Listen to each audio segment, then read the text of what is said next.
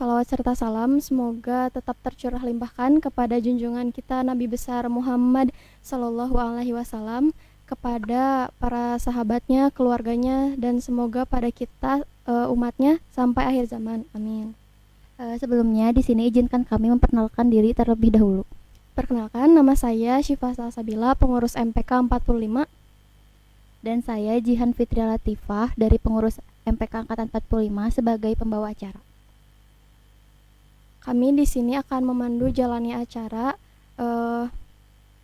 orasi terbuka Ketua OSIS 2020-2021. Oh ya, sebelum memulai acara ada baiknya kita sapa dulu ya penonton di rumah gitu. Oke, apa kabarnya Kang dan Teteh hari ini? Alhamdulillah luar biasa, Allahu Akbar. Alhamdulillah ya Teh, harus tetap semangat walaupun udah siang ya. Oke. Jadi pada orasi terbuka calon ketua OSIS masa bakti 2020-2021 ini kita akan membahas atau menjadi bahan penilaian bagi Akang Teteh di sini dalam memilih calon ketua OSIS pada KPUP nanti. Nah, sebelumnya bagi Akang Teteh nih yang belum tahu apa itu KPUP, izinkan saya untuk menjelaskan sedikit ya. Jadi KPUP itu kepanjangannya Komisi Pemilihan Umum Pembangunan. Nah, di mana saat KPUP nanti kita akan memilih satu calon ketua OSIS untuk nantinya dijadikan ketua OSIS masa bakti 2020-2021. Oke. Di sini izinkan kami untuk membacakan susunan acara pada kegiatan hari ini. Baik, yang pertama yaitu pembukaan acara oleh MC. Yang kedua, penyampaian sambutan oleh pembina OSIS dan MPK. Lalu debat calon ketua OSIS. Lalu pemilihan pro dan kontra. Selanjutnya pembacaan mosi dan peraturan debat. Lalu caketos memulai argumen. Selanjutnya sesi menanggapi argumen. Selanjutnya pembacaan kesimpulan. Selanjutnya yaitu istirahat. Lalu akan dilanjutkan oleh penyampaian visi misi dan tanya jawab audiens. Dan yang terakhir yaitu penutupan. Baik, langsung saja pada acara kita yang pertama yaitu penyampaian sambutan oleh pembina MPK dan OSIS yaitu kepada Pak Tatan Hermawan. Waktu dan tempat kami persilahkan. Bismillahirrahmanirrahim. Assalamualaikum warahmatullahi wabarakatuh. Terima kasih untuk Jihan dan Sipa yang sudah menjadi protokol yang baik ya. Cantik-cantik ya teman-teman. Alhamdulillahirrahmanirrahim. Puji dan syukur marilah kita panjatkan kehadirat Robi.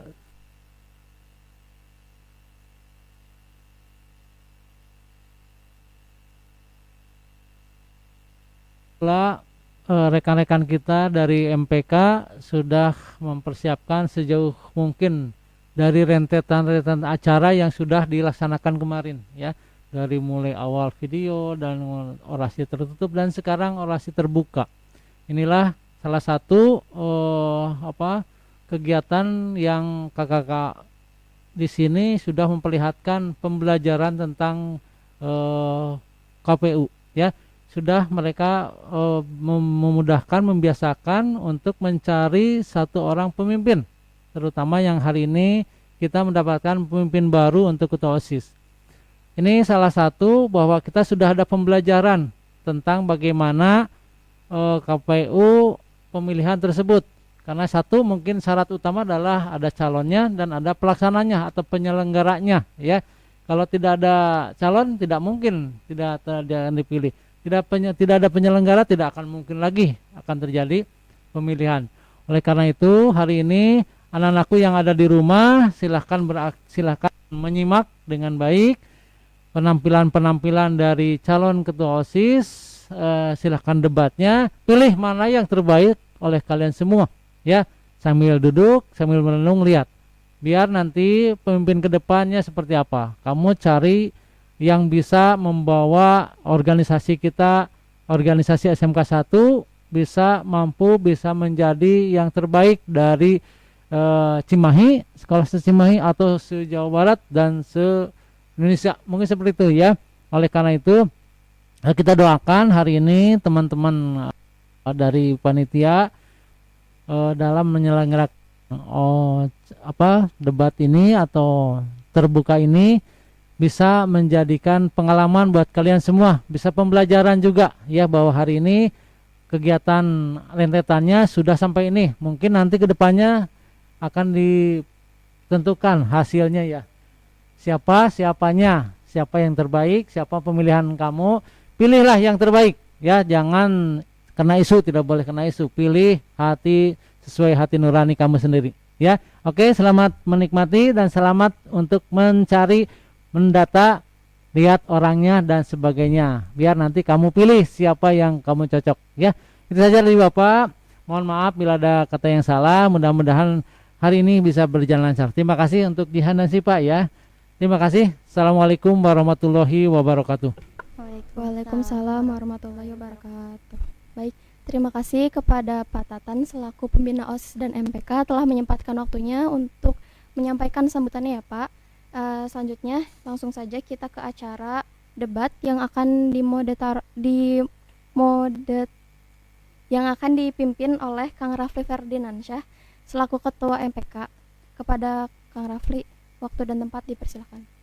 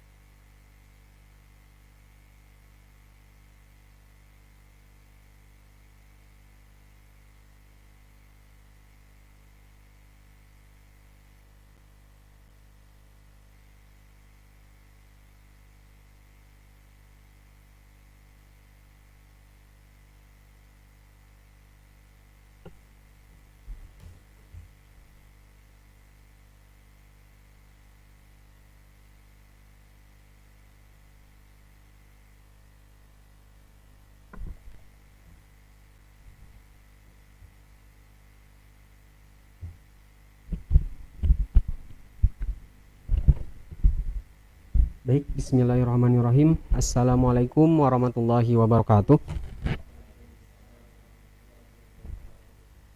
Perkenankan saya untuk memoderatori debat kali ini. Sebelumnya izin membacakan alur debat. Pertama, debat dibagi menjadi 3 sesi, yaitu yang pertama argumen pertama, kemudian menanggapi perihal mosi tersebut, kemudian dan ditutup yang terakhir dengan kesimpulan.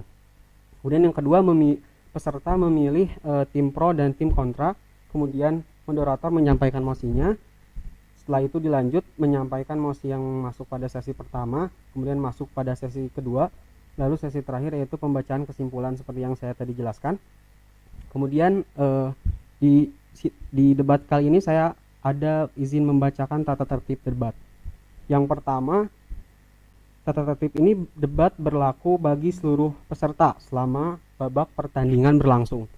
Kemudian yang kedua, mosi dan tim pro dan tim kontra akan dipilih secara acak. Kemudian yang ketiga, pada saat debat berlangsung, peserta tidak diperbolehkan menggunakan alat komunikasi. Kemudian yang keempat, setiap peserta hanya boleh berbicara saat dipersilahkan oleh moderator. Kemudian yang kelima, setiap peserta dilarang melakukan serangan secara pribadi terhadap peserta lainnya selama debat berlangsung. Kemudian yang keenam, setiap peserta dilarang menggunakan bahasa kasar, bahasa yang tidak senonoh dan menyinggung ataupun memiliki unsur sara lainnya. Kemudian yang ketujuh, peserta dilarang melakukan tindakan yang dapat mengganggu konsentrasi peserta lainnya dalam debat berlangsung. Kemudian yang terakhir, pelanggaran terhadap ketentuan di atas dapat mempengaruhi nilai yang telah ditentukan. Sejauh ini sudah dapat dipahami baik itu alur ataupun tata tertib debatnya. Baik. Pertama bisa dipilih dulu.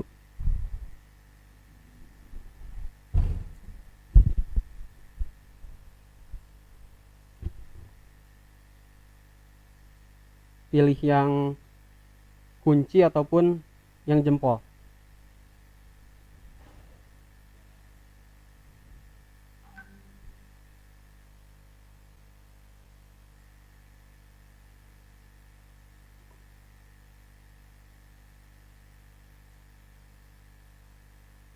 Nah, dari sebelah sini dulu, pilih satu atau dua.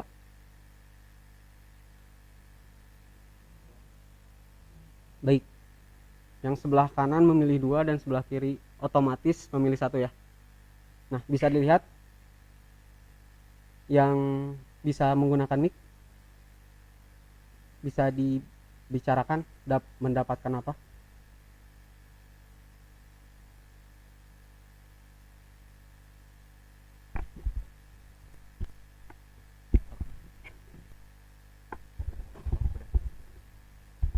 Baik, untuk tim kami, tim A mendapatkan mosi dan tim kontra.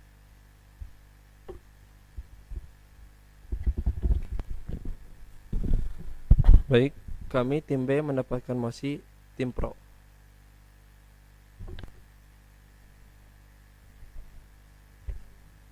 Baik, perkenankan saya sebagai moderator untuk membacakan mosi nomor 2. Pendidikan yang merupakan budaya STM seperti kumpul jurusan, bintal ataupun evaluasi perlu diubah sesuai dengan perkembangan zaman. Sebelumnya sudah dapat dipahami mengenai mosi tersebut? Dapat. Untuk teknisnya sendiri bisa berinstruksi dan mengacungkan tangannya setelah diperkenankan baru berbicara, oke?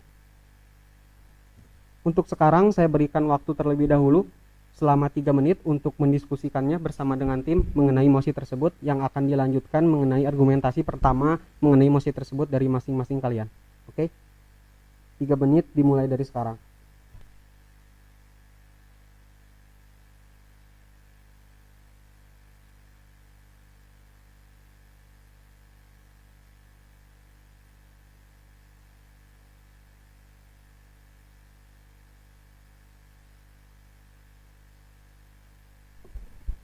Baik, izin mengingatkan juga kepada teman-teman yang ada di rumah supaya ajak lagi yang lainnya untuk menonton streaming ini, karena perlu kita ketahui juga kita jangan sampai asal memilih calon pemimpin kita di kemudian harinya, dan maka dari itu pentingnya untuk menonton streaming kali ini gitu, sehingga bisa melihat perspektif dari kaliannya masing-masing mengenai nomor urut 1, nomor urut 2 dan yang lainnya, sehingga meminimalisir terjadi kesalahan dalam pemilihan. Seperti itu. Jadilah pemimpin yang bijak, jadilah pemimpin yang baik.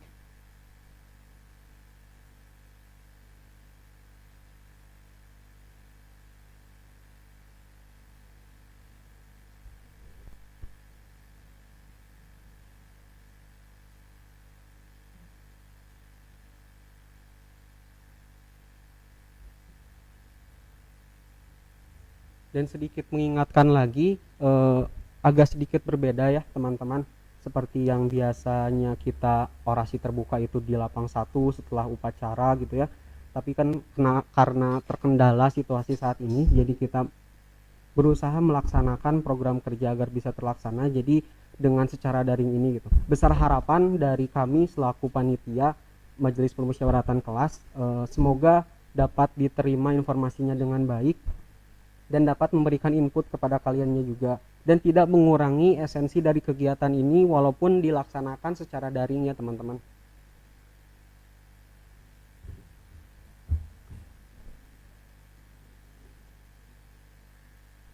Izin mengingatkan waktu diskusi kurang dari 1 menit.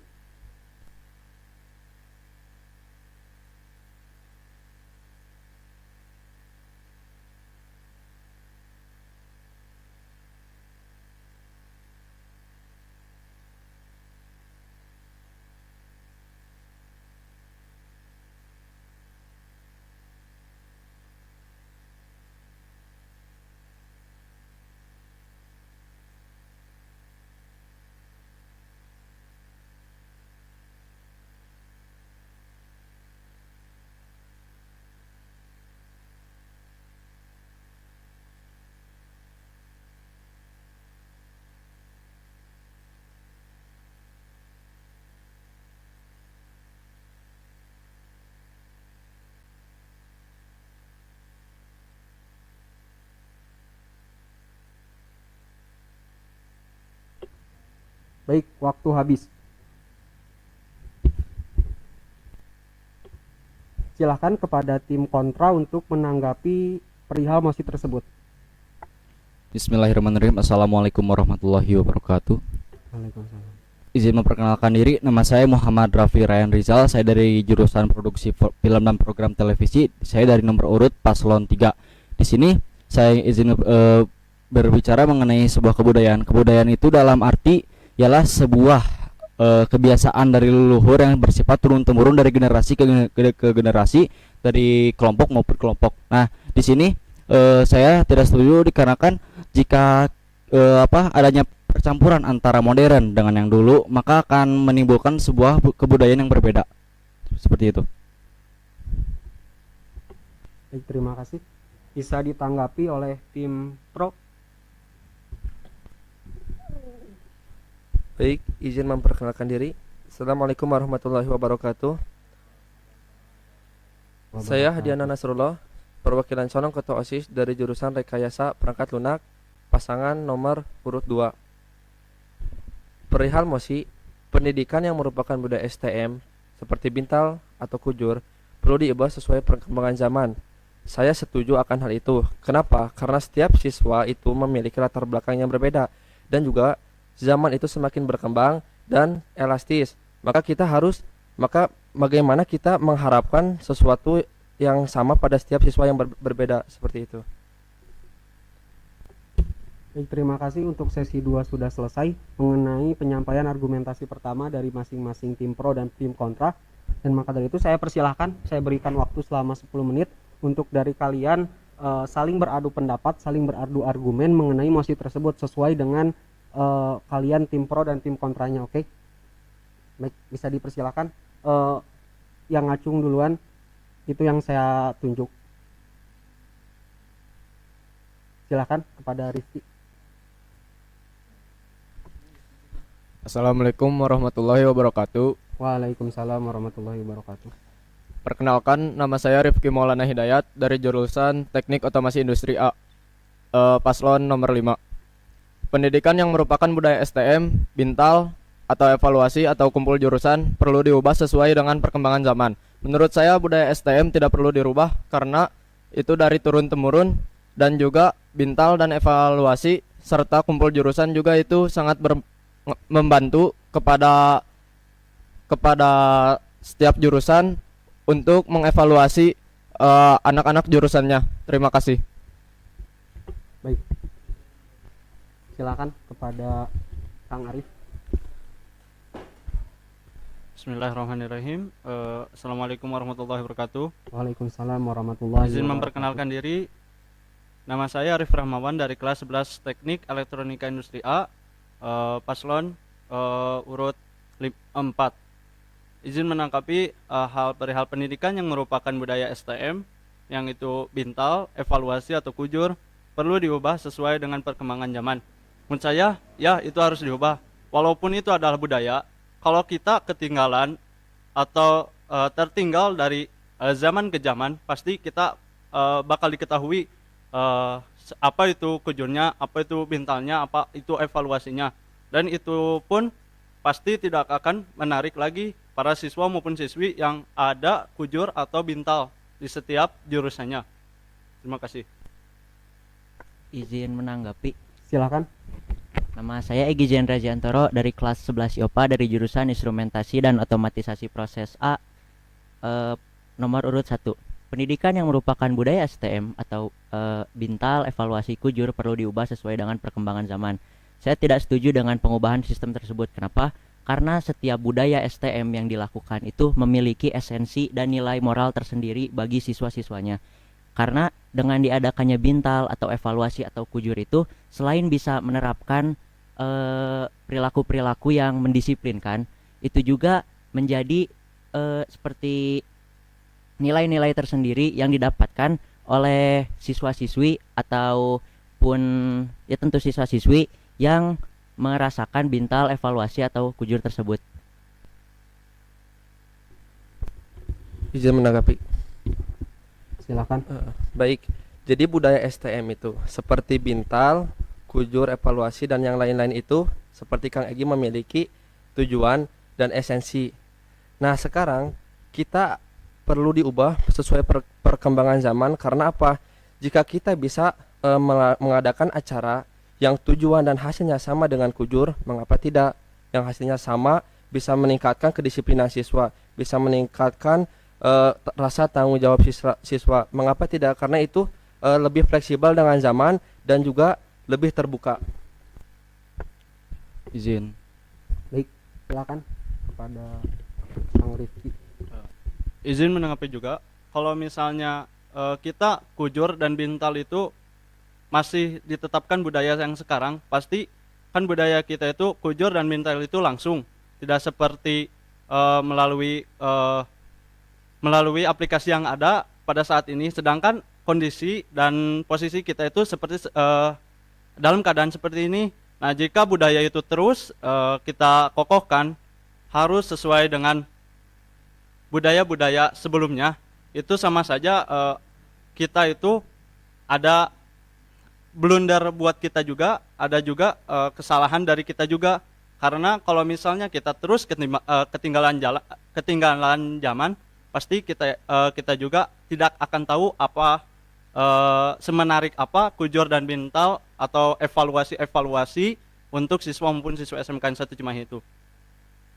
Izin menyanggah apa yang Kang Arif bicarakan. Seperti yang saya katakan mengenai sebuah budaya, jika budaya tercampur aduk oleh perkembangan zaman, maka ada beberapa perubahan di dalamnya. Nah, di sini menurut saya jika bintal, evaluasi, dan kujur dicampuri oleh perkembangan zaman, maka di sana pun ada sebuah perbedaan, yaitu perbedaan suasana. Nah, di sini saya lebih memilih untuk tidak perlu diubah, dikarenakan jika diubah akan ada perbedaan suasana lah, perbedaan dan lain sebagainya. Silakan kepada Kang Egi. Baik, kenapa tidak perlu diubah? Karena seperti yang kata Kang Rafli katakan, bahwa misalkan budaya tersebut dirubah, maka itu akan secara tidak langsung mengubah esensi dari nilai budaya tersebut.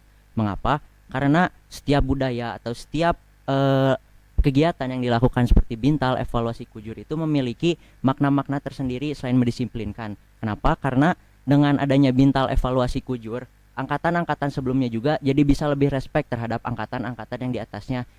Sampai saat ini saya belum mengetahui apa kegiatan yang dapat sesuai dengan bintal, evaluasi, atau kujur yang memiliki output sama, yang dapat mendisiplin. Yang pertama dapat mendisiplinkan, terus dapat memasukkan pikiran mereka bahwa budaya STM itu seperti ini. Itu.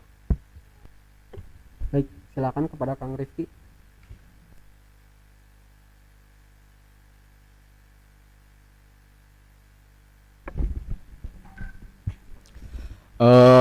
Izin menanggapi juga dan menambahkan bahwa jika budaya itu diubah, maka sama saja akan tergantikan oleh budaya zaman dengan yang baru.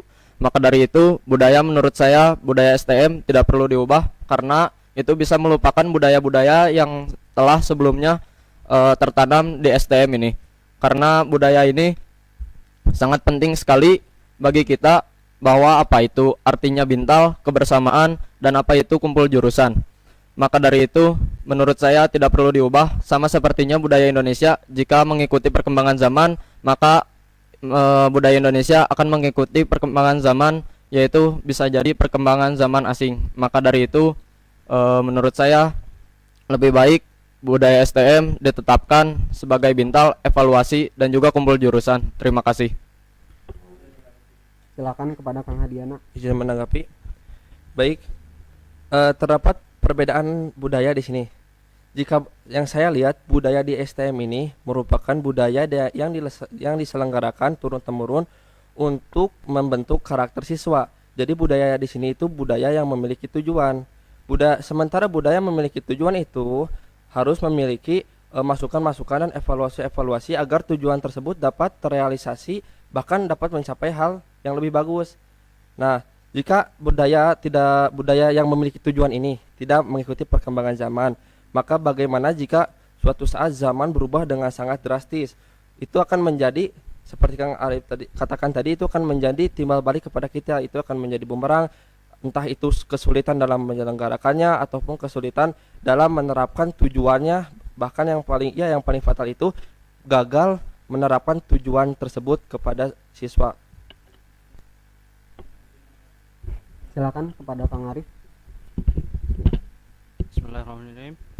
Menurut saya maksud dari diubahnya budaya itu bukan maksudnya budaya ini harus diubah, tetapi dalam cara penyampaiannya, dalam cara kinerjanya, budaya ini harus sesuai dengan zaman ke zamannya.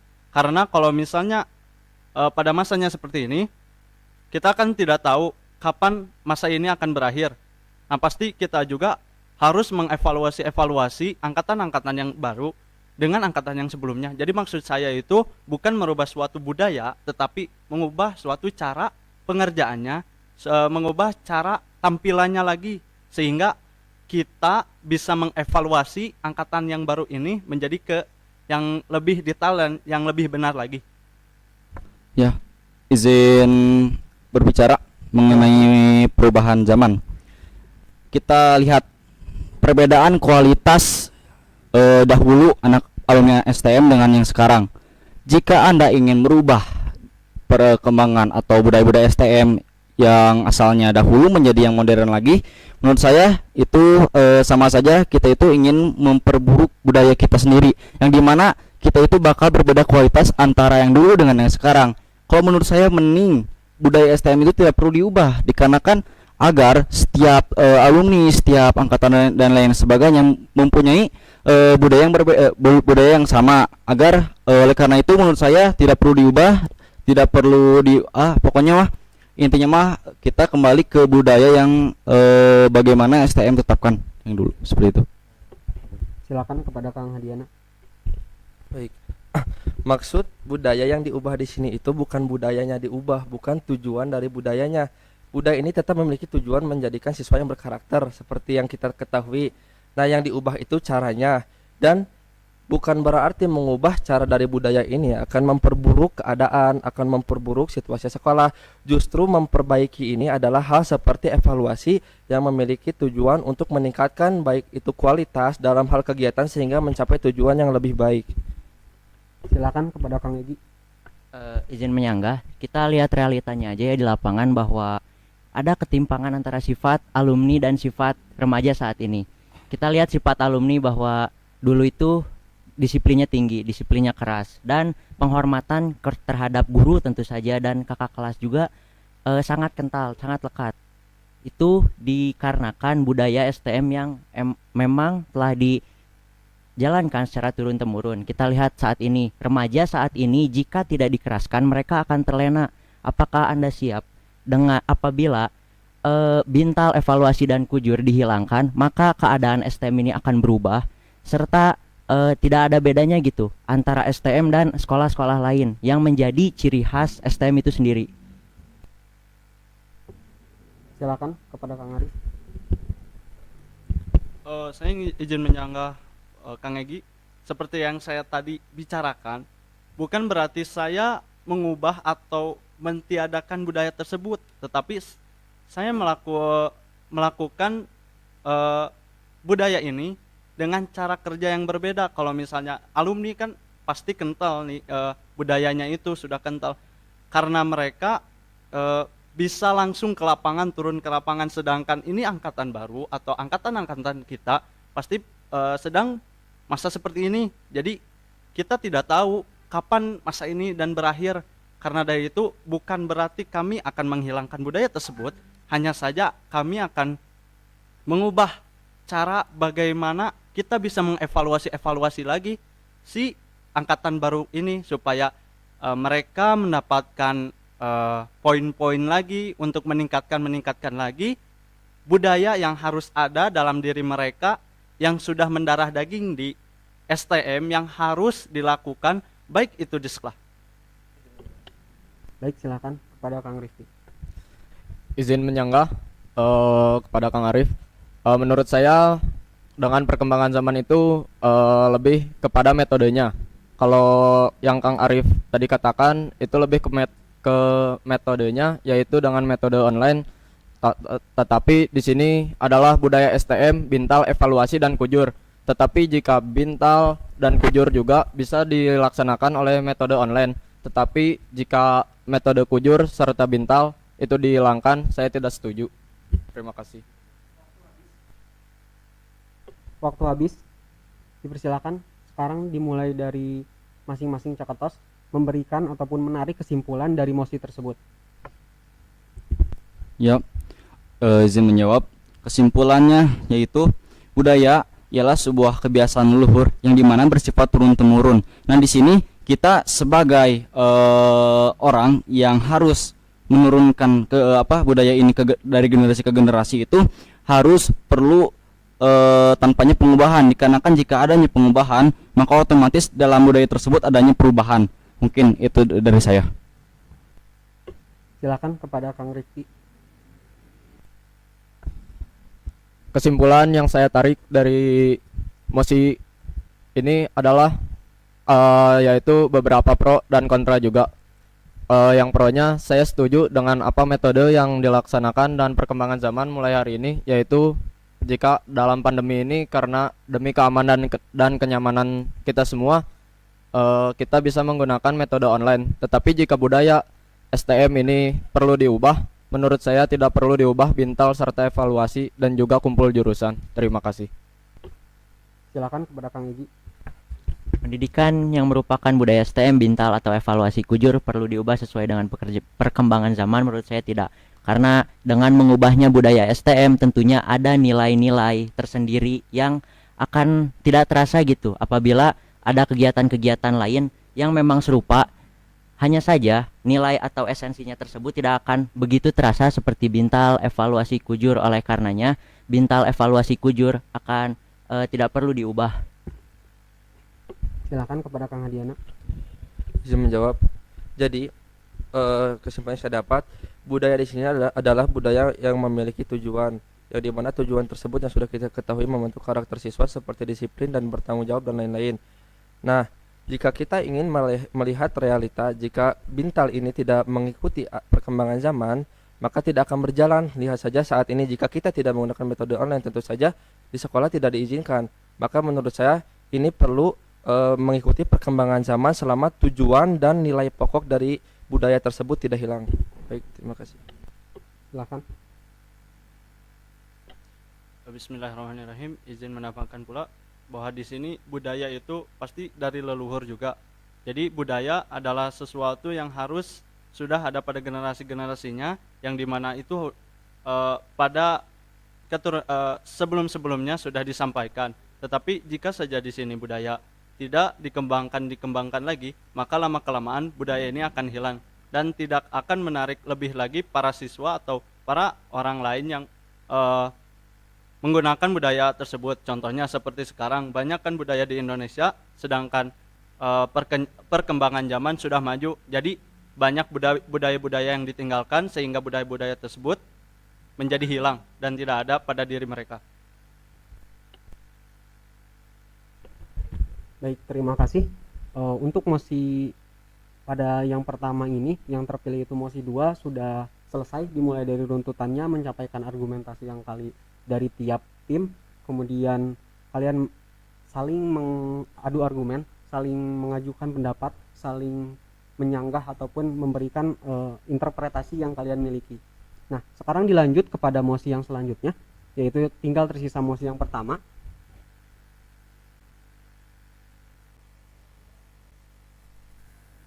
Dan saya ingatkan juga kepada calon ketua OSIS untuk mengangkat tangan terlebih dahulu, mengucapkan instruksi terlebih dahulu. Ketika diperkenankan, baru saya persilahkan untuk kalian berbicara. Baik, izin membacakan mosi. Sekolah tatap muka lebih baik dibanding sekolah daring saat situasi pandemi saat ini. Untuk sesi pertama, silakan.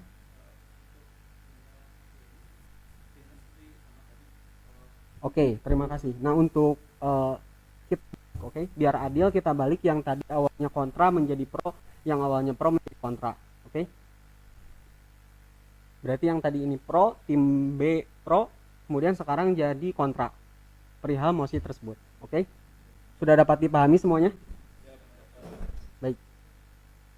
Saya berikan waktu diskusi selama 3 menit, dimulai dari sekarang.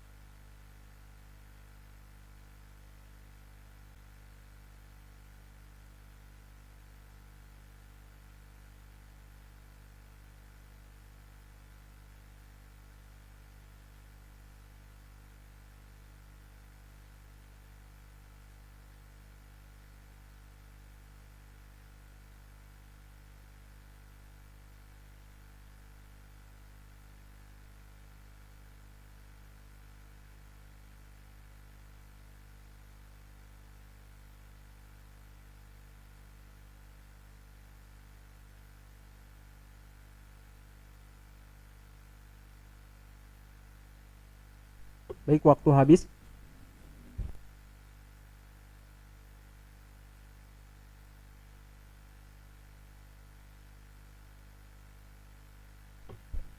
Baik, silakan kepada tim kontra untuk menyampaikan argumen pertamanya.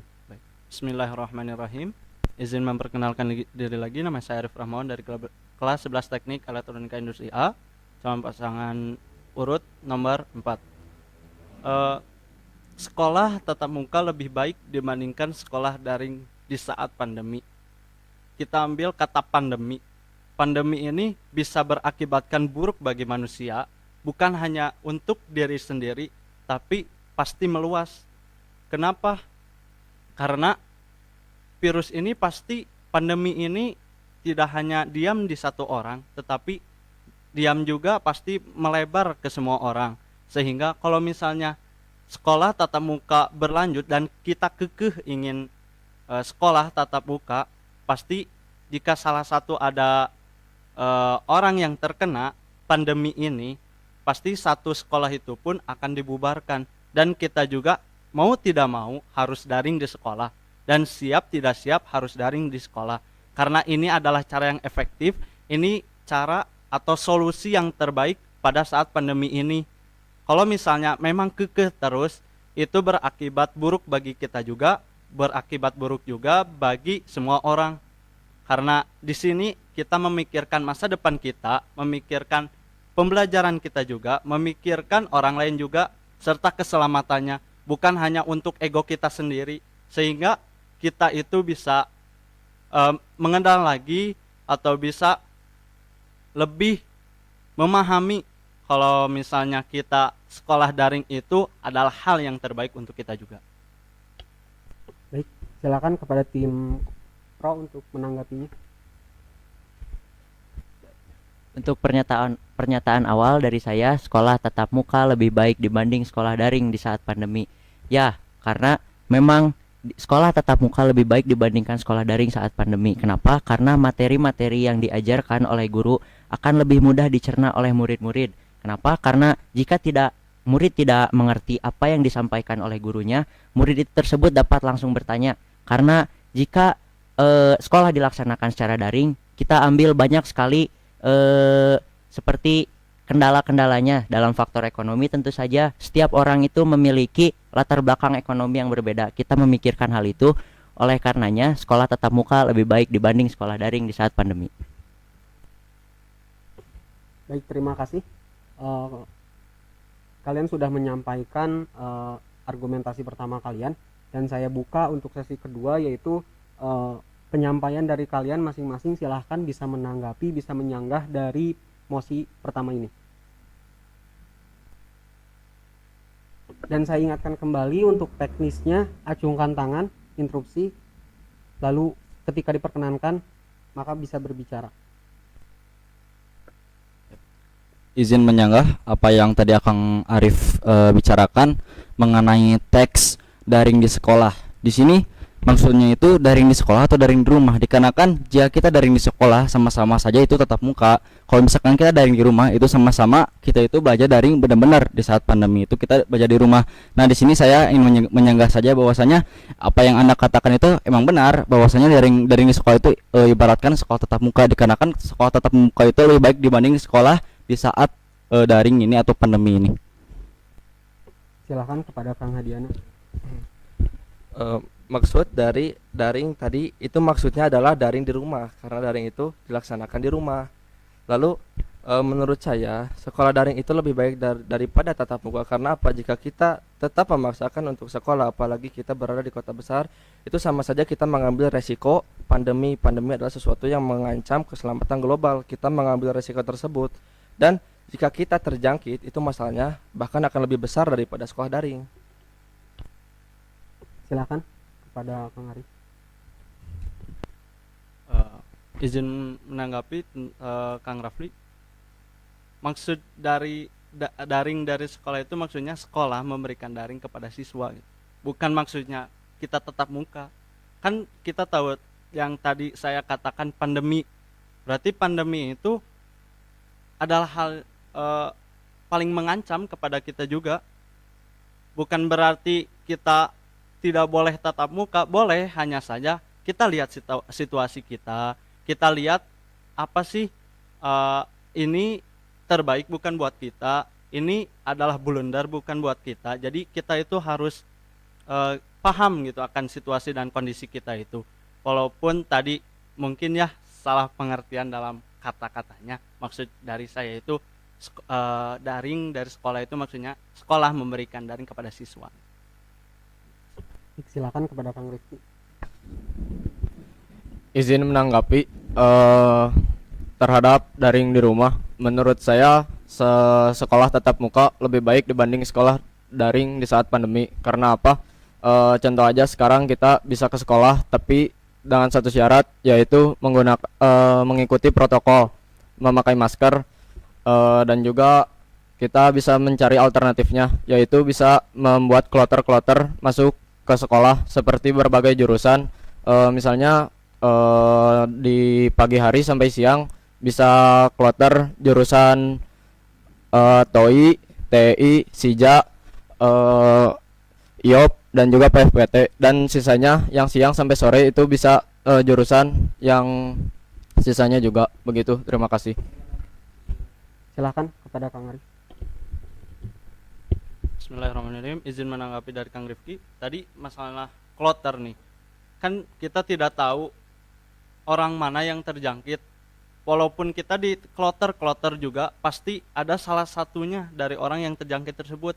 Jadi kalau misalnya kita kekeh untuk tatap muka, walaupun ya di rumah pasti Akang juga mengalaminya. Saya tidak paham akan materi ini, apa sih belajarnya ini. Jadi kalau misalnya di kloter juga satu jurusan itu malah tadi bilangnya. Kalau misalnya satu jurusan saja pasti kan itu bisa membahayakan juga, bukan buat diri sendiri juga, tapi untuk orang lain itu berpengaruh yang berakibat buruk bagi mereka. Sehingga kalau misalnya kita kekeh daring, kita kekeh untuk tatap muka, pasti kita juga ya beresiko besar mendapatkan blunder juga buat diri kita.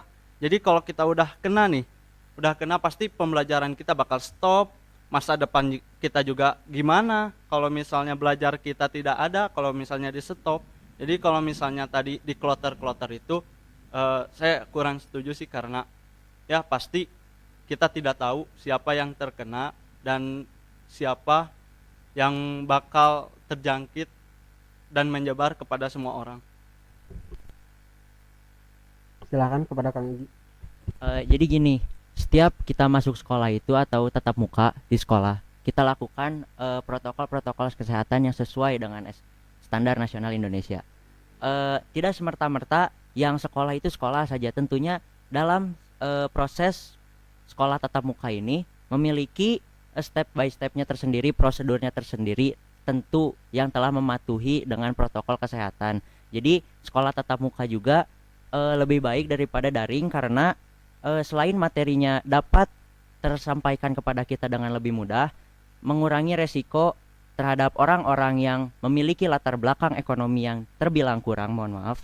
Jadi kita juga di sisi lain harus memikirkan latar belakang ekonomi dari masing-masing. Bagaimana jika yang memiliki latar belakang ekonomi yang kurang dapat mengambil atau mendapatkan sebuah pelajaran. Disitulah kemanusiaan kita bergerak. Oleh karenanya sekolah tatap muka itu lebih baik dibanding sekolah daring di saat pandemi. Bismillahirrahmanirrahim, izin menambahkan apa yang Kang Igi bicarakan. Jadi gini, saya pernah melihat sebuah berita yang dimana berita itu fakta di luar negeri khususnya. Nah, di luar negeri itu ada sebuah sekolah, intinya ada di negara lain gitu, yang dimana sekolahnya itu meskipun di saat pandemi, tapi dia itu menerapkan protokol kesehatan. Nah, di sini apa yang kalian bicarakan atau apa yang argumen apa yang kalian pendapat kalian gitu. Jadi gini, pepatah pernah mengatakan di saat ada hal yang sulit, kita itu harus mencari hal yang sulit itu menjadi hal yang mudah. Nah, kalau misalkan Anda bilang seperti ini, kalau misalkan sedang pandemi seperti ini, ya kita daring aja. Menurut saya itu udah mah sulit tapi dipersulit. Seharusnya kita itu harus sulit, udah mah sulit itu kita itu harus dipermudah dengan apa? Dengan memakai protokol kesehatan saat kita ke sekolah mengenai pembelajaran. Seperti itu. Baik, izin menanggapi. Adapun jika kita sekolah tatap muka, seperti yang katakan Kang Egi tadi, kita harus menerapkan protokol sesuai standar nasional. Adapun protokol itu bukan menghilangkan risiko terjangkitnya virus, itu hanya mengurangi risiko terjangkitnya virus. Sementara yang kita ketahui saat ini virus corona dapat menyebar dari banyak hal, dari bersin, dari apa, kita tidak tahu siapa yang terkena, kita tidak tahu tempat apa yang sudah kena bersin orang yang positif virus corona itu. Adapun jika materi-materi yang tidak masuk, menurut saya ketidakefektifan belajar online ini itu seperti kebiasaan kita gitu. Kita selama 10 tahun biasa sekolah tatap muka, tiba-tiba kita sekolah online. Tentu saja kita tidak akan sangat mudah beradaptasi dengan sekolah online tersebut. Jadi materi tersebut itu bukan tidak masuk, tapi dalam proses jika dia sudah terbiasa sekolah online, dia akan lebih mudah memahami materi. Adapun yang untuk orang yang kurang mampu, pemerintah sudah mengusahakan untuk membantu perekonomian orang-orang yang kurang mampu seperti kuota. Adapun kita lihat realiti sekarang di sekolah ini saja, keluarga mana yang tidak mempunyai handphone, meskipun siswa tersebut tidak punya, mungkin orang tuanya punya, kakaknya punya, saudaranya punya, kita bisa memanfaatkan fasilitas yang ada bukan hanya pada diri kita, tapi pada orang sekitar juga. Adapun tadi menanggapi yang Kang Rapli, sekolah sesuatu yang sulit itu harus cari yang mudahnya. Yang menurut saya kalau dalam pandemi ini itu belajar online itu malah lebih mempermudah, malah yang lebih mempersulit itu sekolah online karena yang lebih mempersulit itu sekolah tatap muka, karena jika kita tatap muka sekolah harus mempersiapkan, murid harus mempersiapkan juga, kita harus berhati-hati dalam keseharian, itu lebih sulit. Sementara jika daring kita hanya perlu mengadaptasikan diri untuk siap menerima materi, itu juga merupakan kebiasaan.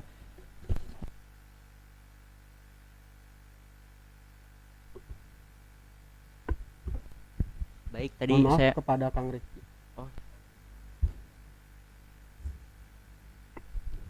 Izin menyanggah yang tadi dikatakan oleh Kang Arif. Jika tadi bahwa kita tidak tahu virus itu datang dari mana, apakah kita harus mewaspadai keluarga juga? Bahkan kita tidak tahu keluarga kita itu keluar dari mana. Jika dia bersin, apakah kita harus menghindari? Jika ada satu orang siswa yang terjangkit, apakah dari keluarga tersebut itu harus mengisolasi dan berbicara kepada pihak sekolah agar lebih baik untuk kedepannya. Terima kasih. Izin menanggapi apa yang tadi Kang Hadi dari jurusan RPL yang dikatakan, ya, bahwasanya sekolah itu bisa kok, kita itu bakal sekolah seperti biasa, bisa kok, dengan apa, dengan memakai protokol kesehatan yang dimana mungkin sebelum kita masuk sekolah kita memakai masker, dites rapid, ya terus kita juga dalam pembelajaran harus gitu menjaga jarak antara satu dengan yang lainnya. Misalkan satu bangku satu orang, kan itu udah mah sulit tapi dipermudah kan, seperti itu Kang. Silakan. Sedikit menyinggung yang Kang Hadi katakan bahwa kita harus menghindari seperti orang yang bersin itu.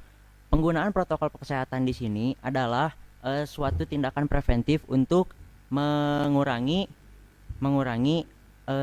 paparan virus corona dengan menggunakan masker, tentunya dengan menjaga jarak. Itu akan membuat seseorang lebih aman dan lebih terjaga lagi dari virus. Walaupun memang kenyataannya virus corona masih ada, tapi setidaknya sekolah tatap muka itu dapat dilaksanakan dengan mematuhi protokol-protokol kesehatan. Kenapa? Karena untuk mengefektifkan pembelajaran yang diberikan oleh guru-guru. Di samping itu guru-guru juga banyak yang mungkin belum mengerti tentang teknologi. Oleh karena itu juga menjadi tantangan tersendiri bagi guru maupun siswa dalam beradaptasi dalam hal ini. Untuk adaptasi sendiri, mungkin orang yang memiliki ekonomi yang baik tentu saja dapat dengan mudah beradaptasi. Kami di sini memikirkan orang yang tidak memiliki, atau bukan tidak memiliki, kurang dalam hal ekonomi, dalam segi ekonomi. Kami di sini itu menyarankan alternatif sekolah tatap muka itu agar orang yang memiliki keterbatasan ekonomi dapat juga belajar seperti orang yang memiliki ekonominya tinggi, dapat dikatakan itu dapat belajar sama-sama dan memahami materi juga bersama-sama itu.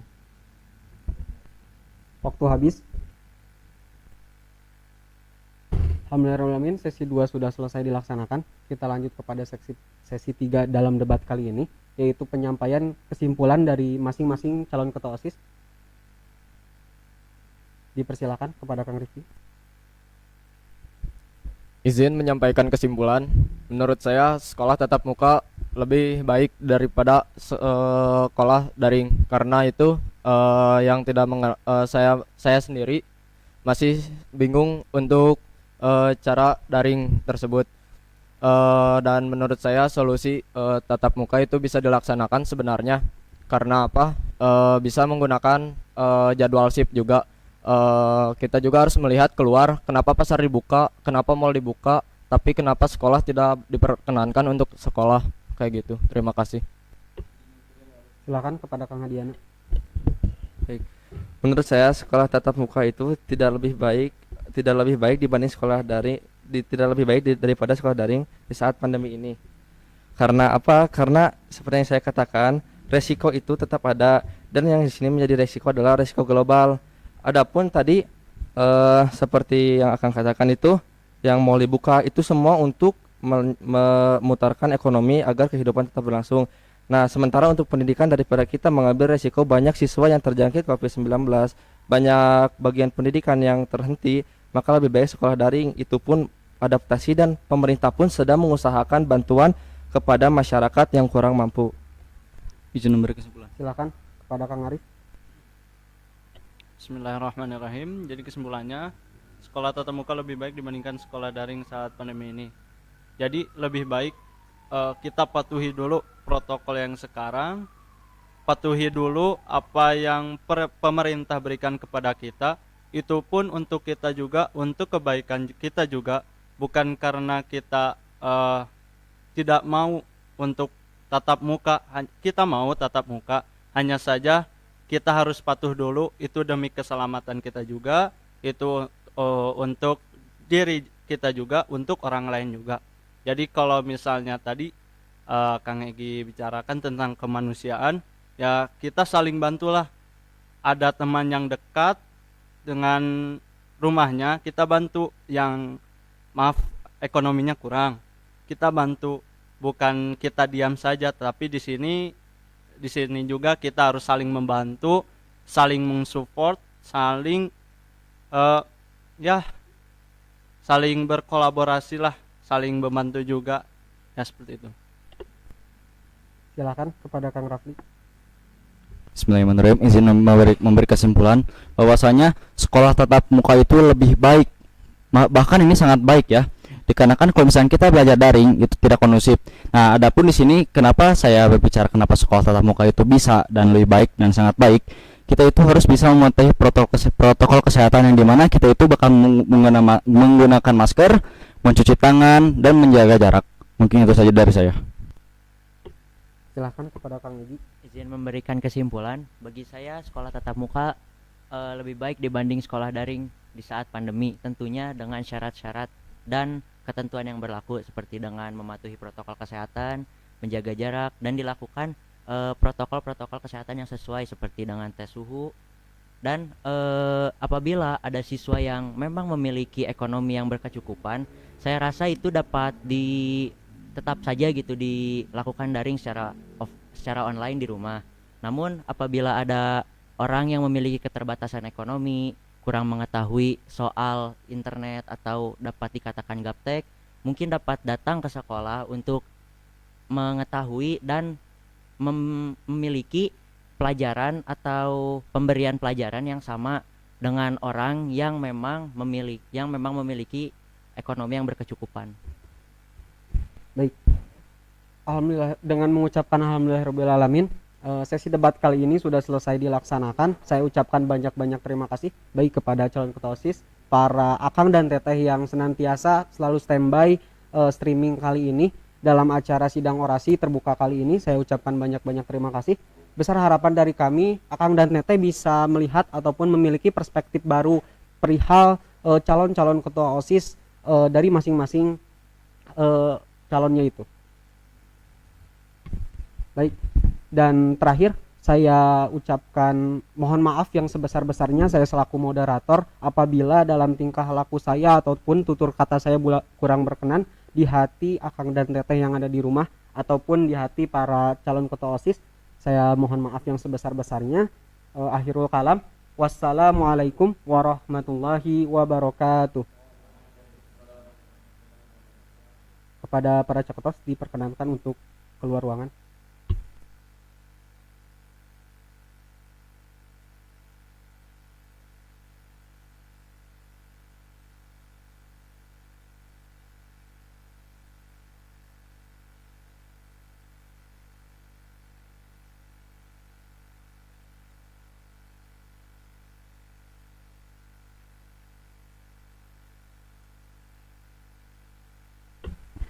Ya, terima kasih kepada calon ketua OSIS dan Kang Rafli sebagai moderator yang telah mengatur jalannya debat pada kali ini. Alhamdulillah, debat telah berjalan cukup lancar ya. Untuk sekarang kita ke acara selanjutnya yaitu istirahat. Dimohon kepada para audiens untuk kembali lagi streaming YouTube pada pukul 13.16. Kita istirahat 5 menit ya Teh. Ya, acara selanjutnya yaitu penyampaian visi misi, dan bagi akang teteh yang telah mengajukan pertanyaan, maka pertanyaan tersebut akan dibahas atau dijawab oleh calon ketua OSIS pada kali ini. Jadi untuk akang dan teteh dimohon untuk kembali lagi setelah 5 menit. Baik, terima kasih. Kami pamit undur diri.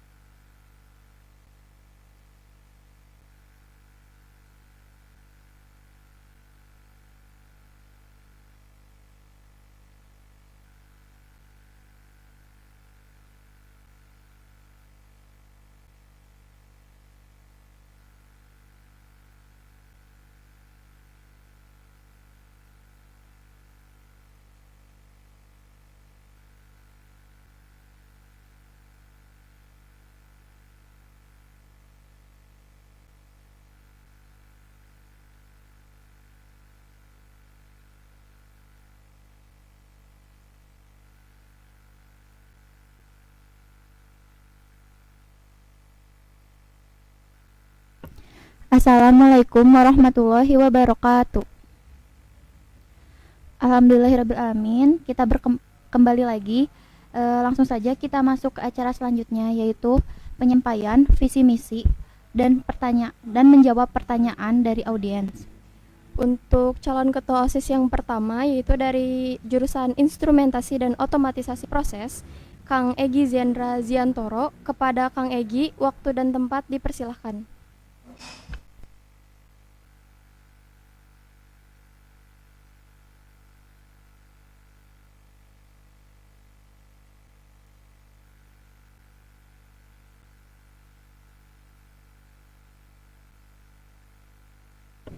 Untuk yang pertama, calon ketua OSIS dipersilahkan untuk membicarakan atau membahas visi misinya. Dimulai dari sekarang.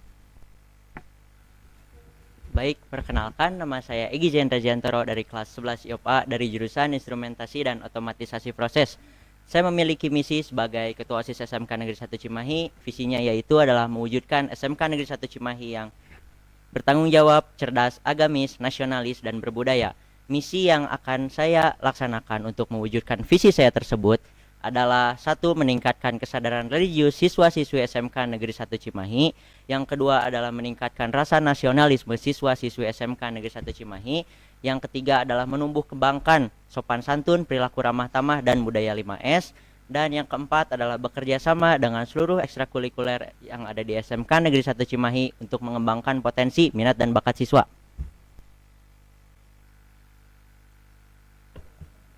Pada Kang Egi akan diajukan 3 pertanyaan dan dijawab setelah saya mempersilahkan untuk menjawab.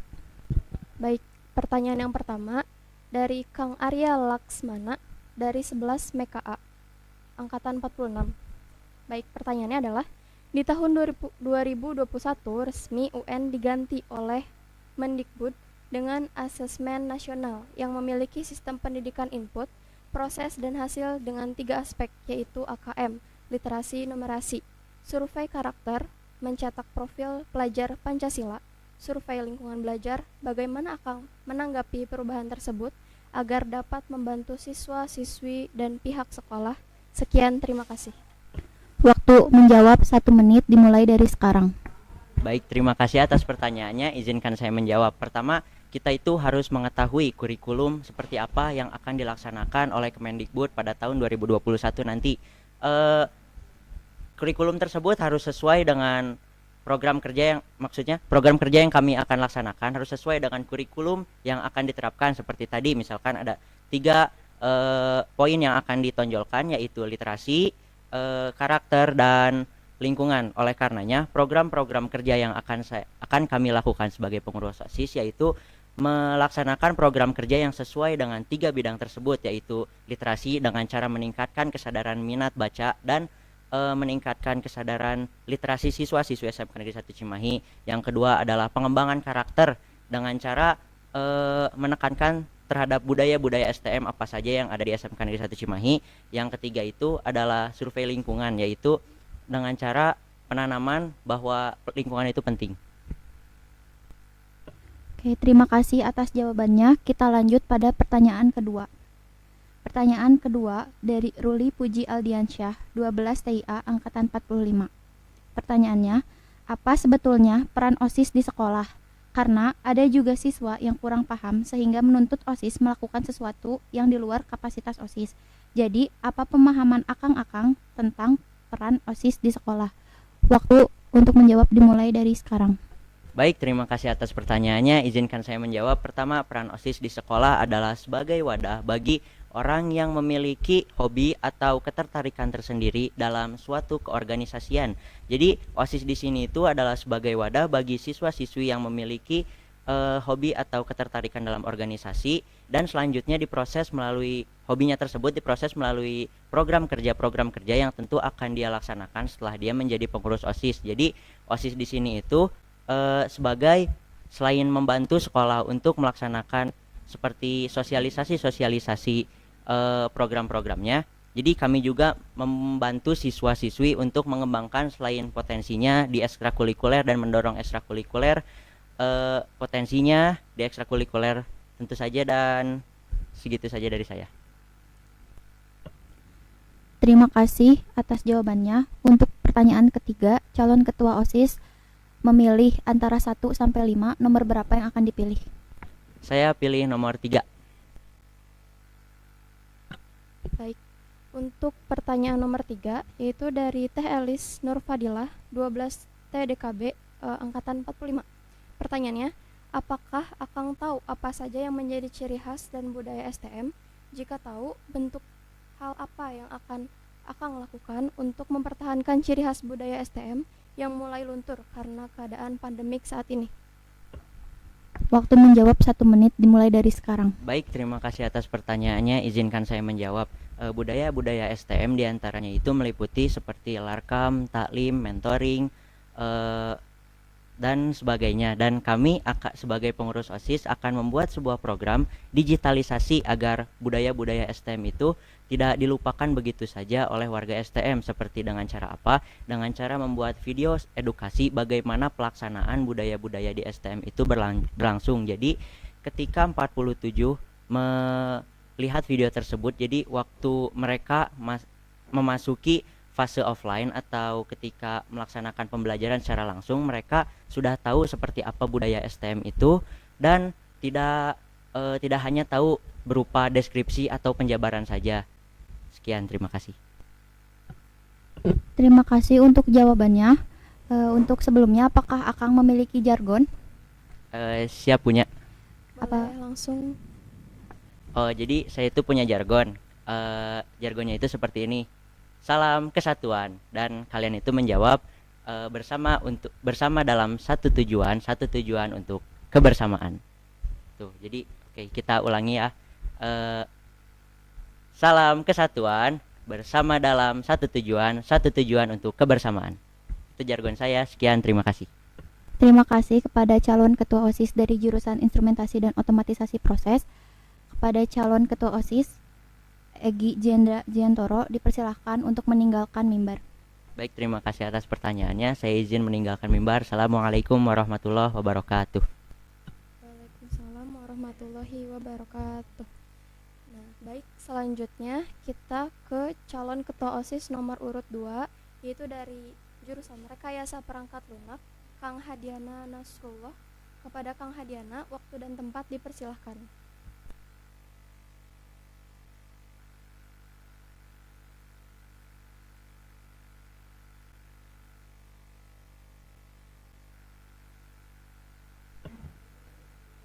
Kepada Kang Hadiana, sesi kali ini silakan untuk memperkenalkan diri, menyebutkan visi dan misi, dan menjawab pertanyaan audiens. Untuk yang pertama, silakan memperkenalkan diri dan membacakan visi misinya.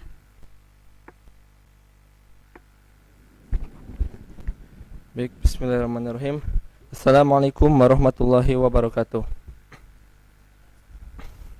Alhamdulillahirrabbilalamin. Salatu wassalamu ala rasulihi wa ashabihi ajma'in.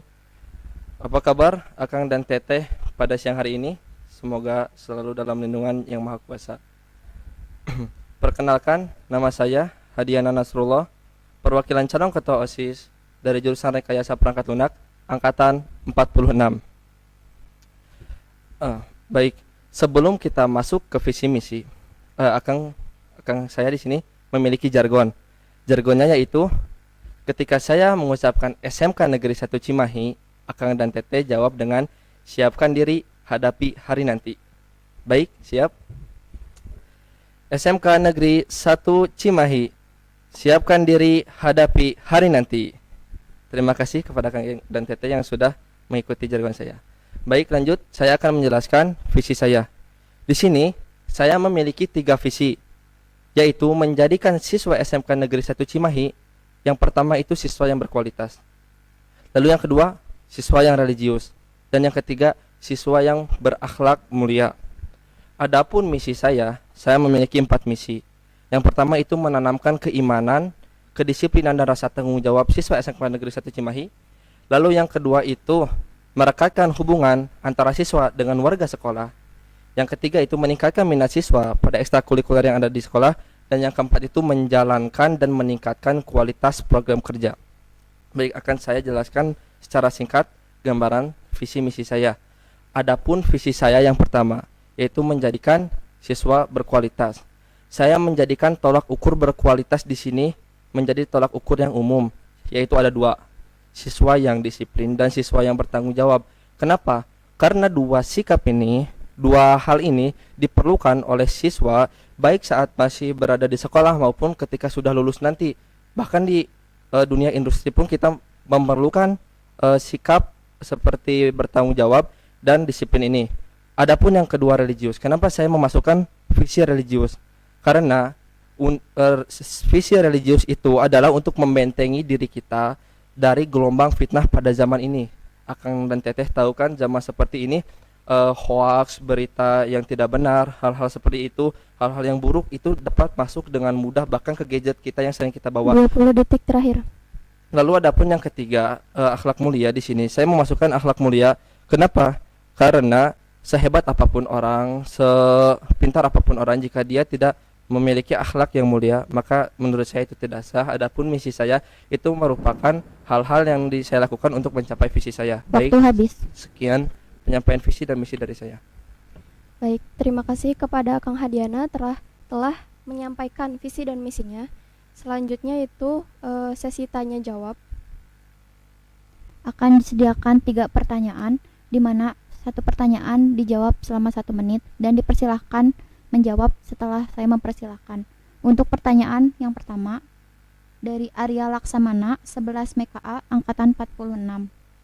Pertanyaan: di tahun 2021 resmi UN diganti oleh Mendikbud dengan asesmen nasional yang memiliki sistem pendidikan input, proses dan hasil dengan 3 aspek, yaitu AKM, literasi numerisasi, survei karakter, mencetak profil pelajar Pancasila, survei lingkungan belajar. Bagaimana Akang menanggapi perubahan tersebut agar dapat membantu siswa-siswi dan pihak sekolah?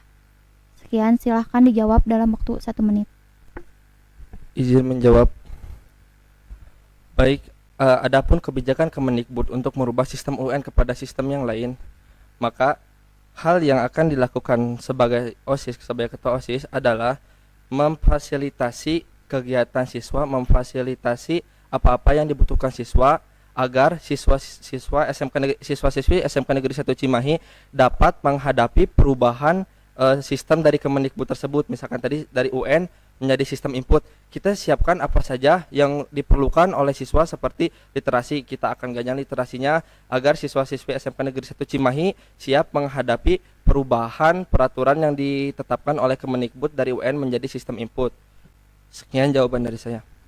Siap, terima kasih kepada Kang Hadiana. Lanjut pada pertanyaan nomor 2. Baik, pertanyaan nomor 2 dari Kang Puji Aldiansyah, 12 TIA 45. Pertanyaannya, apa sebetulnya peran OSIS di sekolah?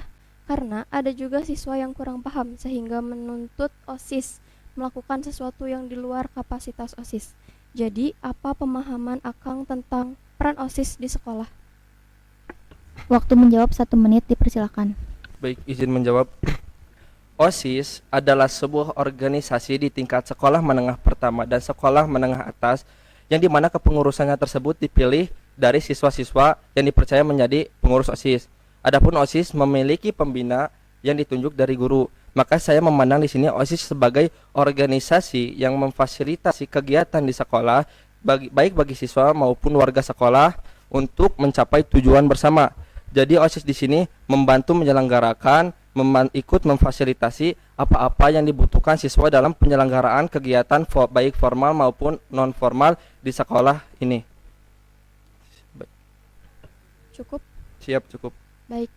Selanjutnya silahkan dipilih antara nomor 1, 2, 4, dan 5. Saya memilih nomor 2. Pertanyaan nomor 2 dari Tazkiyah Hilman Azahra dari 10 Toibe angkatan 47. Pertanyaan: bukti dan alasan apa yang meyakinkan Akang merasa layak menjadi ketua OSIS? Waktu menjawab 1 menit dimulai dari sekarang. Izin menjawab. Baik, saya merasa layak menjadi ketua OSIS adalah karena saya merasa saya memiliki kelebihan daripada calon-calon yang lain. Kelebihan apa itu? Saya adalah tipe orang Saya adalah orang yang memiliki banyak pengalaman di luar sekolah. Saya ikut organisasi, saya ikut yayasan, saya ikut dalam struktur organisasi dan juga pelayanan masyarakat. Juga saya memiliki banyak pembina-pembina dari kalangan orang-orang berilmu. Jadi saya rasa apa saja yang saya lakukan itu lebih terarah dan lebih terbina oleh pembina-pembina saya. Adapun pembina-pembina saya juga itu adalah dari orang-orang berilmu lulusan Madinah. Beliau juga merupakan orang-orang yang berakhlak baik, sehingga saya yakin dengan dibina oleh mereka-mereka ini, maka saya dapat menjadi calon ketua OSIS yang memiliki keunggulan dalam bidang ini. Baik, terima kasih. Baik, terima kasih kepada Kang Hadiana Nasrullah yang telah menyampaikan visi misi dan telah menjawab pertanyaan audiens dengan baik. Silahkan untuk meninggalkan ruangan.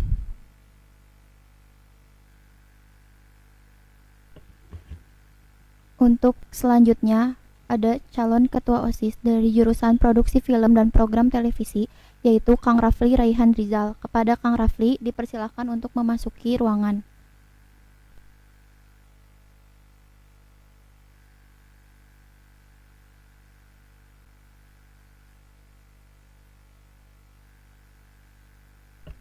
Baik, untuk Kang Rafli, pada sesi kali ini adalah sesi memperkenalkan diri dan penyampaian visi misi serta menjawab pertanyaan dari audiens. Untuk kesempatan awal, silakan memperkenalkan diri dan membaca visi misi selama 3 menit. Waktu dimulai ketika saya mempersilahkan. Silakan. Bismillahirrahmanirrahim. Assalamualaikum warahmatullahi wabarakatuh.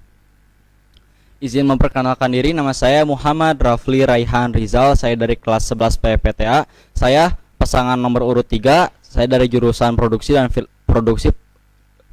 produksi film dan program televisi. Di sini saya mempunyai sebuah visi misi. Visi saya yaitu menjadikan siswa-siswi SMK Negeri 1 Cimahi memiliki sikap religius, unggul, nasionalis, dan berbudaya. Adapun misi saya itu ada 5. Yang pertama, tetap menjunjung tinggi nilai agama kepada siswa-siswi SMK Negeri 1 Cimahi agar tercipta karakter yang religius. Yang kedua, memberikan ruang kreasi upaya potensi bakat siswa-siswi SMK Negeri 1 Cimahi. Yang ketiga, meningkatkan rasa cinta terhadap tanah air kepada siswa-siswi SMK Negeri 1 Cimahi. Yang keempat, mengembangkan budaya luhur serta sopan dan santun 5S. Yang kelima, mengikat tali silaturahmi antar OSIS, ekstrakurikuler serta warga SMK Negeri 1 Cimahi. Cukup? Apakah cukup? Apakah calon ketua OSIS memiliki jargon? Siap, saya memiliki sebuah jargon. Langsung saja. Jargon saya yaitu semangat takkan lelah, berusaha takkan menyerah. Untuk gerakannya seperti ini. Semangat takkan lelah, berusaha takkan menyerah, seperti itu. Baik, terima kasih telah menyampaikan visi dan misinya. Untuk selanjutnya ada sesi tanya jawab. Yang pertama yaitu dari Kang Arya Laksamana dari 11 MKA angkatan 46. Pertanyaannya adalah, di tahun 2021 resmi UN diganti oleh Mendikbud dengan asesmen nasional yang memiliki sistem pendidikan input, proses, dan hasil dengan 3 aspek, yaitu AKM, literasi numerasi, survei karakter, mencetak profil pelajar Pancasila, survei lingkungan belajar. Bagaimana akan menanggapi perubahan tersebut agar dapat membantu siswa-siswi dan pihak sekolah? Sekian, terima kasih. Waktu menjawab 1 menit dimulai dari sekarang. Bismillahirrahmanirrahim. Izin menjawab dari pertanyaan Kang Arya Laksamana dari jurusan MEKA. Jadi seperti ini. Kita sebagai OSIS emang betul kita itu harus bisa memberi fasilitas kepada siswa-siswinya. Nah, dan di sini yang merujuk kepada UN atau UN yang terbarukah di masa 2020 ini. Dan di sini saya akan memberikan sebuah motivasi kepada siswa-siswa SMK Negeri 1 Cimahi agar rajin belajar buku, rajin belajar. Terus di sini saya ingin mengadakan sebuah acara yang dimana kita itu mengupas sebuah materi lah atau pelajaran dan lainnya sebagainya. Terus saya di sini juga saya ingin memberikan sebuah semangat kepada siswa-siswi SMK Negeri 1 Cimahi yang akan melaksanakan ujian tersebut dengan memberikan sebuah dukungan dengan seperti yang saya ucapkan, dengan membaca buku, terus memperdalam ilmu pengetahuan serta belajar dengan sebaik-baiknya seperti itu. Terima kasih atas jawabannya. Masuk pada pertanyaan kedua, yaitu pertanyaan dari Kang Ruli Puji Aldiansyah dari 12 TIA angkatan 45. Pertanyaannya, apa sebetulnya peran OSIS di sekolah? Karena ada juga siswa yang kurang paham sehingga menuntut OSIS melakukan sesuatu yang di luar kapasitas OSIS. Jadi, apa pemahaman Akang tentang peran OSIS di sekolah? Waktu menjawab 1 menit dimulai dari sekarang. Ya, bismillahirrahmanirrahim, izin menjawab. Peran OSIS di sekolah. OSIS itu kepanjangannya dari organisasi siswa intersekolah, yang dimana OSIS ini kegiatannya itu hanya dalam sekolah. Nah, peran OSIS di sini yaitu memberikan ruang fasilitas kepada siswa-siswi agar terciptanya sebuah acara yang besar atau apalah gitu. Terus di sini juga OSIS juga perannya itu untuk menjadi suri tauladan kepada siswa SMK Negeri 1 Cimahi agar kita itu bisa termotivasi gitu. OSIS seperti ini, OSIS seperti itu. Mungkin itu saja yang dari saya yang bisa saya sampaikan. Terima kasih atas jawabannya. Pertanyaan ketiga, silahkan pilih nomor 1, 4, dan 5. Saya memilih nomor 1.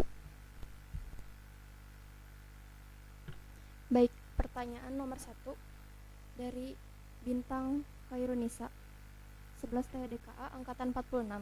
Pertanyaannya, dalam visi setiap pemimpin intinya pasti untuk mewujudkan atau meningkatkan sesuatu menjadi lebih baik.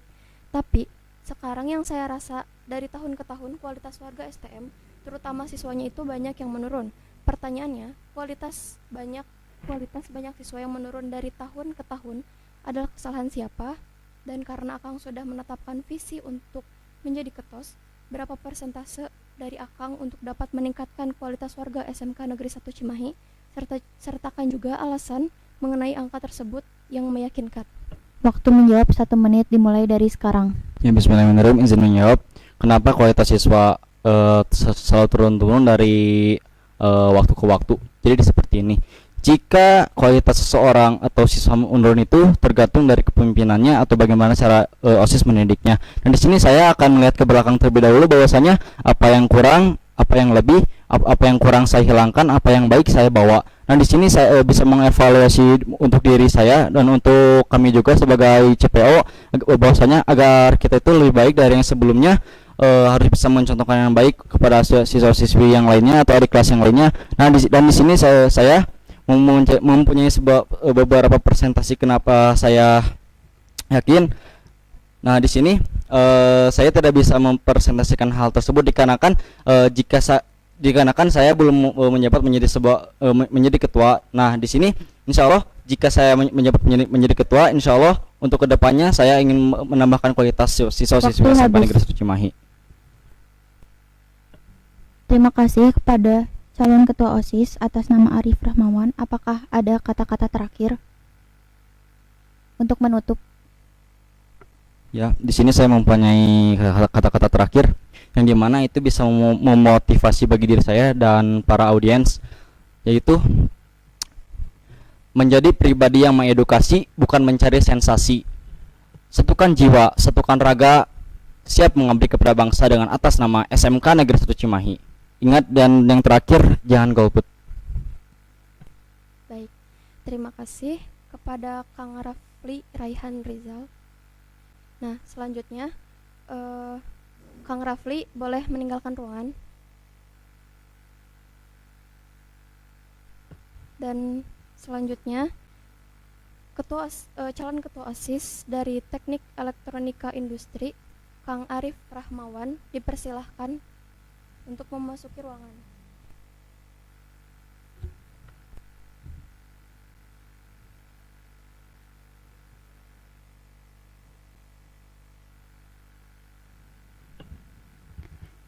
Pada sesi kali ini akan diberikan kesempatan untuk memperkenalkan diri, penjabaran visi dan misi, serta menjawab 3 pertanyaan dari audiens.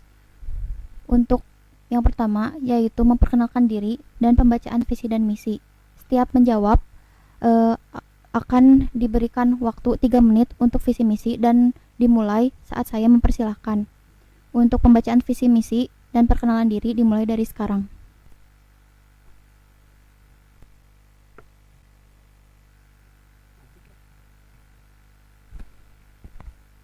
Bismillahirrahmanirrahim. Assalamualaikum warahmatullahi wabarakatuh. Izin memperkenalkan diri. Nama saya Arif Rahmawan dari kelas 11 Teknik Elektronika Industri A. Sini saya adalah calon ketua OSIS nomor urut 4. Visi saya yaitu mendorong siswa maupun siswi SMKN 1 Cimahi untuk lebih mengasah potensi sehingga terciptanya siswa maupun siswi SMKN 1 Cimahi yang berprestasi dan berkarakter, serta meningkatkan nilai-nilai kebaikan yang ada sehingga terciptanya kedamaian dan kenyamanan di dalam lingkungan sekolah. Misi saya ada 3. Yang pertama yaitu mengadakan program edukasi untuk meningkatkan prestasi siswa maupun siswa SMK 1 Cimahi dalam melalui kerja kelompok bersama di setiap kelas. Yang kedua yaitu meningkatkan dan mengeratkan budaya 5S yang diantaranya senyum, salam, sapa, sopan, dan santun agar semua siswa maupun siswa SMK 1 Cimahi memiliki tata cara bersosial yang baik.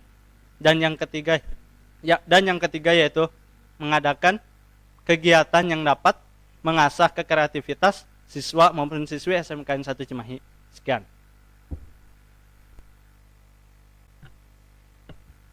Untuk sebelumnya, apakah memiliki jargon? Silakan untuk dibacakan jargonnya. Saya memiliki jargon jika saya berbicara atau berbicara kepada Akang dan Teteh SMKN 1 Cimahi, jawab Akang dan Teteh yakin, tawakal, hamasah, atau bisa disingkat dengan IATH. Bisa saya contohkan. SMKN 1 Cimahi yakin, tawakal, hamasah. Terima kasih kepada Kang Arif telah membacakan visi misinya serta jargonnya. Untuk acara selanjutnya yaitu pembacaan pertanyaan. Pertanyaan pertama dari Kang Arya Laksmana dari 11 MKA angkatan 46. Pertanyaannya, di tahun 2021 resmi UN diganti oleh Mendikbud dengan asesmen nasional yang memiliki sistem pendidikan input, proses dan hasil dengan 3 aspek yaitu AKM, literasi numerasi, survei karakter, mencetak profil pelajar Pancasila, survei lingkungan belajar. Bagaimana Akang menanggapi perubahan tersebut agar dapat membantu siswa-siswi dan pihak sekolah? Sekian, terima kasih. Waktu menjawab dimulai dari sekarang. Bismillahirrahmanirrahim. Baik, izin menjawab. Untuk bagaimana caranya ya, saya akan berkolaborasi dengan 3 aspek itu, yang dimana literasi itu kan sangat penting bagi kita. Bukan hanya literasi saja yang kita terapkan, juga dalam pendidikan yang lainnya, misalnya dalam kewarganegaraan itu kita harus sempurnakan dalam hal itu. Kita harus baca terlebih dahulu apa yang harus kita olah, dan saya pun mungkin pasti mendukung penuh bahwa UN itu diganti oleh ini. Maka dari itu saya dengan pihak sekolah mungkin pasti akan berkolaborasi mengenai hal tersebut untuk memajukan siswa maupun siswi SMK 1 Cimahi lebih unggul lagi dari 3 aspek tersebut. Sudah cukup? Baik. Selanjutnya, pertanyaan kedua. Pertanyaan kedua yaitu dari Ruli Puji Aldiansyah, 12 TIA angkatan 45. Apa sebetulnya peran OSIS di sekolah? Karena ada juga siswa yang kurang paham sehingga menuntut OSIS melakukan sesuatu yang di luar kapasitas OSIS. Jadi, apa pemahaman Akang tentang peran OSIS di sekolah? Waktu menjawab dimulai dari sekarang. Ya, bismillahirrahmanirrahim. Apa peran OSIS di dalam sekolah itu? Bisa diibaratkannya, arti dari OSIS itu adalah organisasi intra sekolah, yang dimana intra ini hanya ada di dalam sekolah tersebut dan tidak ikut campur ke organisasi yang ada di luar.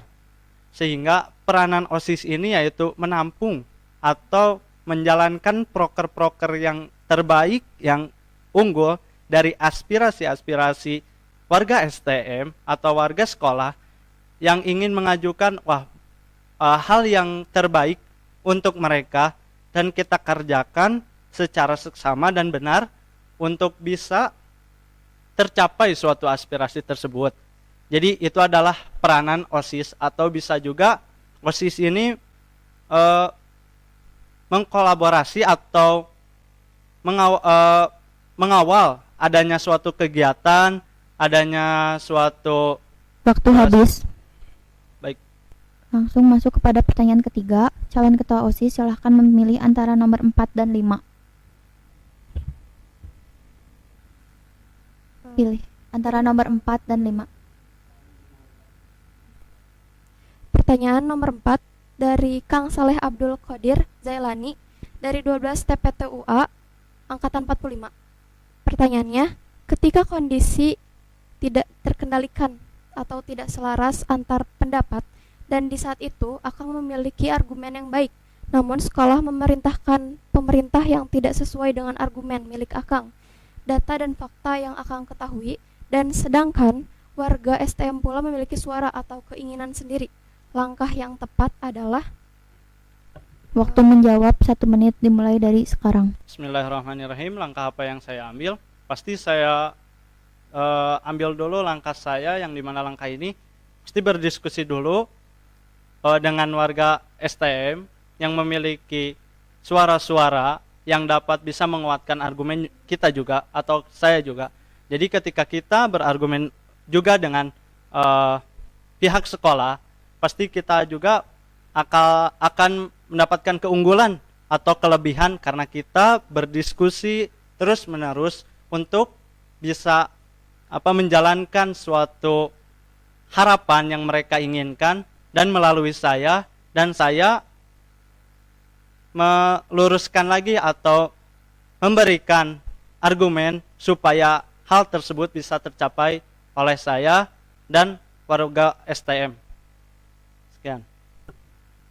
Baik, terima kasih atas jawabannya. Untuk Kang Arif, apakah ada kata-kata terakhir sebagai penutupan? Untuk warga STM semuanya, ayo pilihlah pemimpin yang baik, yang sesuai dengan keyakinan, yang sesuai dengan bagusnya kualitas. Dan saya harap warga STM ini tidak ada yang golput, karena ini adalah hal yang penting untuk sekolah maupun untuk kita semua. Salam persatuan. Baik. Terima kasih kepada Kang Arif Rahmawan telah menyampaikan visi misinya dan juga menjawab pertanyaan audiens dengan baik. Untuk Kang Arif Rahmawan dipersilahkan untuk meninggalkan ruangan.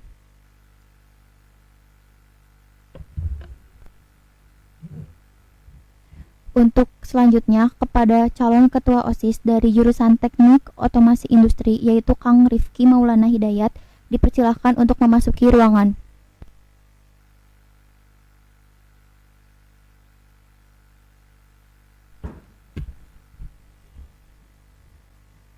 Pada sesi kali ini, yaitu calon ketua OSIS memperkenalkan dirinya serta menjabarkan visi misinya dan menjawab 3 pertanyaan dari audiens. Untuk sesi yang pertama, yaitu sesi memperkenalkan diri dan menjabarkan visi misinya selama 3 menit. Waktu dimulai ketika saya persilahkan menjawab. Waktu dimulai. Assalamualaikum warahmatullahi wabarakatuh. Perkenalkan, nama saya Rifki Maulana Hidayat. Saya dari jurusan Teknik Otomasi Industri A. Visi saya adalah mewujudkan SMK Negeri 1 Cimahi menjadi sekolah yang religius, disiplin, cinta tanah air, dan tanggung jawab. Misi saya yaitu 1. Meningkatkan keimanan dan ketakwaan serta rasa toleransi siswa-siswi SMK Negeri 1 Cimahi. 2. Menumbuhkan rasa kepedulian siswa-siswi SMK Negeri 1 Cimahi terhadap lingkungan. 3. Mewujudkan lingkungan yang tertib, bersih, dan sehat. 4. Mengembangkan rasa cinta tanah air dan bangsa. 5. Meningkatkan tali silaturahmi antar OSIS, ekstrakurikuler, serta seluruh kalangan yang ada di SMK Negeri 1 Cimahi. Terima kasih. Terima kasih atas jawabannya. Lanjut saja pada pertanyaan yang pertama. Baik, pertanyaan yang pertama yaitu dari Kang Arya Laksamana dari 11 MKA angkatan 46. Baik, pertanyaannya yaitu di tahun 2021 resmi UN diganti oleh Mendikbud dengan asesmen nasional yang memiliki sistem pendidikan input, proses dan hasil dengan 3 aspek yaitu AKM, literasi numerasi, survei karakter, mencetak profil belajar Pancasila, survei lingkungan belajar. Bagaimana Akang menanggapi perubahan tersebut agar dapat membantu siswa-siswi dan pihak sekolah? Sekian, terima kasih. Assalamualaikum. Untuk jawabannya 1 menit dimulai saat dipersilahkan. Waktu dimulai. Assalamualaikum warahmatullahi wabarakatuh. Izin menjawab. Dengan adanya perubahan UNBK dengan yang sekarang, yaitu dengan beberapa aspek, saya akan mewujudkan aspek-aspek tersebut, yaitu dengan pertama melalui sikap, karena sikap tersebut yang mempengaruhi beberapa kriteria kelulusan seperti cintanya kepada tanah air, yaitu dengan cinta tanah air kita bisa menjadikan sikap-sikap kita menjadi yang lebih baik. Juga religius kita bisa mencontohkan selalu berdoa sebelum belajar, itu juga menjadi tolak ukur sebagai religius. Terima kasih. Terima kasih atas jawabannya. Pertanyaan kedua dari Kang Ruli Puji Aldiansyah 12 TIA angkatan 45. Pertanyaannya, apa sebetulnya peran OSIS di sekolah? Karena ada juga siswa yang kurang paham sehingga menuntut OSIS melakukan sesuatu yang di luar kapasitas OSIS. Jadi, apa pemahaman Akang tentang peran OSIS di sekolah? Waktu menjawab 1 menit dimulai dari sekarang. Assalamualaikum warahmatullahi wabarakatuh. Izin menjawab. OSIS adalah organisasi siswa intrasekolah, yaitu intra adalah di antara siswa dan juga antara sekolah. Jadi menurut saya organisasi OSIS ini sangat membantu dan juga untuk mewujudkan aspirasi-aspirasi yang telah ditampung di MPK, dan juga OSIS akan membuat proker-proker sesuai bidangnya masing-masing, dan juga akan menanyakan aspirasi-aspirasi yang akan dilaksanakan oleh OSIS kepada MPK. Terima kasih. Terima kasih atas jawabannya. Selanjutnya yaitu pertanyaan ketiga yang tersisa adalah nomor 5. Silahkan dibacakan soalnya. Baik, nomor 5 pertanyaannya dari Nur Taufik Hidayat 10 MKA angkatan 47. Saya kemarin lihat berita di media bahwa anak STM ikut demo. Saya juga lihat di Instastory dan WA ada siswa SMK Negeri 1 Cimahi yang ikut demo. Kita juga tidak tahu ke depannya akan ada demo atau tidak. Jika seandainya ke depannya ada demo, bagaimana cara Akang membantu pihak sekolah agar siswa STM atau SMK Negeri 1 Cimahi tidak mengikuti acara demo tersebut? Terima kasih. Waktu menjawab 1 menit dimulai dari sekarang. Izin menjawab. Untuk membantu sekolah agar siswa-siswi SMK Negeri 1 Cimahi tidak mengikuti demo, saya menyarankan jika ingin mengikuti demo, lebih baik menyampaikan aspirasi-aspirasinya saja, tidak usah ikut turun ke jalan, karena di sana kita tidak tahu dan juga berdesakan.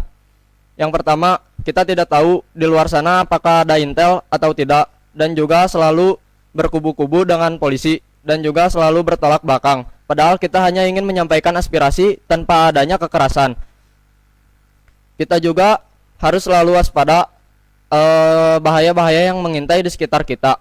Maka dari itu, marilah siswa-siswi SMK Negeri 1 Cimahi sampaikan aspirasi saja, tidak usah ikut turun ke jalan. Biarkan kakak-kakak universitas saja yang mengikutinya. Wassalamualaikum warahmatullahi wabarakatuh. Baik, terima kasih kepada Kang Rifki Maulana telah menyampaikan visi misinya dan juga menjawab pertanyaan dengan baik. Selanjutnya, apakah ada jargon? Siap, saya ada jargon untuk Akang dan Teteh.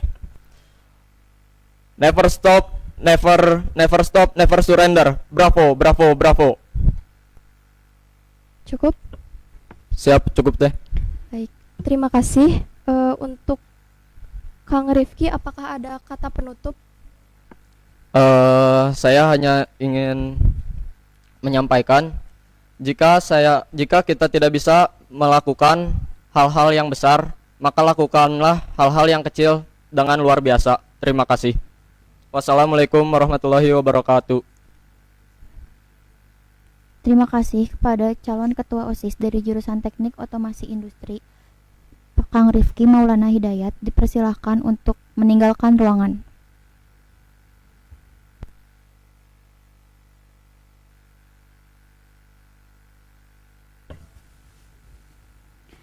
Alhamdulillahirabbil alamin, acara demi acara telah kita lalui dengan lancar.